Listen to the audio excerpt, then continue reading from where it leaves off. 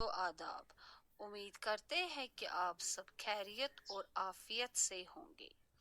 پیارے بچوں، آج ہم نیا سبق شروع کرنے جا رہے ہیں جس کا عنوان ہے خرگوش اور کچھوا، جو کہ ایک کہانی ہے جو آپ کے اردو درسی کتاب صفحہ نمبر 66 اور صفحہ نمبر 67 پر دی گئی ہے۔ پیارے بچوں، پہلے ہم اس کہانی کی عبارت خوانی کروائیں گے، اس کے فوراً بعد ہم آپ کو بتا دیں گے اس کہانی سے ہمیں کیا سبق ملتا ہے۔ تو پیارے بچوں، شروع کرتے ہیں اس کہانی کی عبارت خوانی۔ خرگوش اور کچھوا۔ ایک بار ایک خرگوش جنگل میں ایک جھیل کے پاس ٹہل رہا تھا۔ اچانک اسے وہاں ایک کچھوا دکھائی دیا۔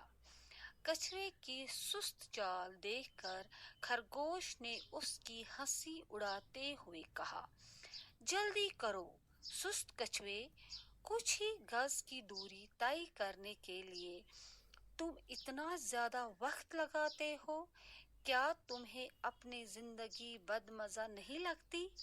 اتنی دیر میں تو میں جھیل کے اس پار پہنچ گیا ہوتا۔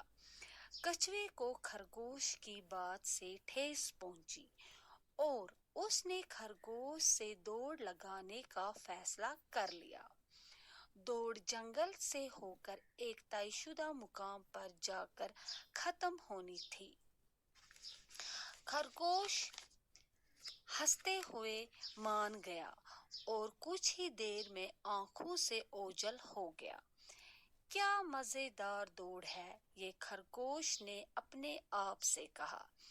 میں نے تو اتنی جلدی آدھا راستہ طے کر لیا اور سردی بہت ہے، کیوں نہ تھوڑی دیر دھوپ میں آرام کر لوں۔ کچھوا اپنی سست چال سے لگاتار چلتا رہا اور وہ تھوڑی ہی دیر میں سوئے ہوئے خرگوش سے کافی آگے نکل گیا۔ خرگوش نے جتنی دیر دھوپ میں آرام کرنے کی سوچی تھی اس سے زیادہ دیر تک سوتا رہا۔ جب اس کی آنکھ کھلی تو اس نے حیرانی سے اپنے چاروں طرف دیکھا اور پھر اپنے آپ سے کہنے لگا، بے چارہ کچھوے کا تو کہیں نام و نشان نہیں دکھ رہا، میں جلدی سے بھاگ کر یہ دوڑ پوری کر لیتا ہوں۔ خرگوش پوری طاقت سے طے شدہ مقام کی طرف دوڑنے لگا۔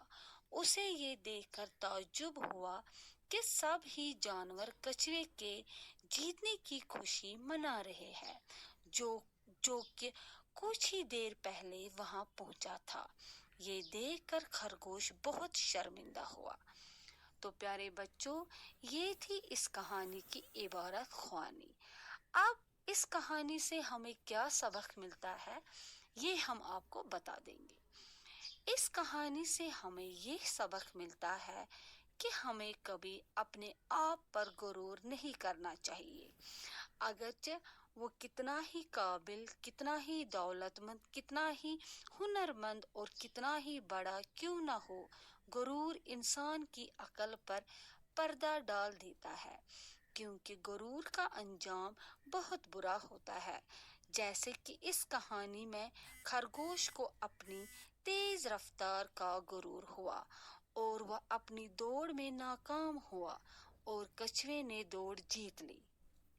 تو پیارے بچوں، یہ تھا آپ کا سبق، آج کی کہانی خرگوش اور کچھوا۔ شکریہ۔